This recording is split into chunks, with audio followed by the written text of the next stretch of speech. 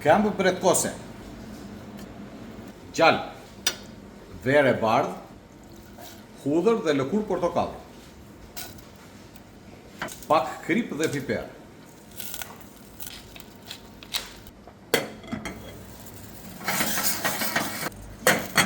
Ndërkohë që këmbët e bretkosës gatuhen në zjarr të ulët, do përgatisim një risotto të lehtë me spinaq.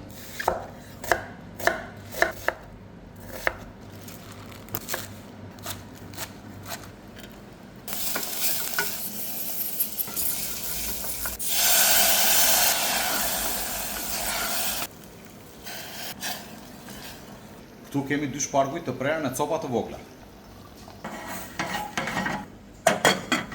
Orizi tani është gati, kështu që i shtojmë spinaq dhe e përfundojmë me gjalpë dhe djathë të grirë.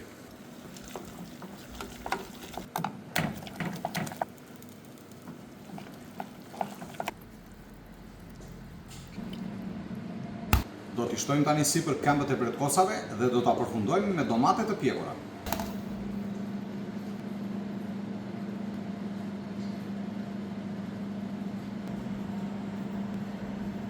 Risotto me këmbë bretkose, shparguj dhe spinaq.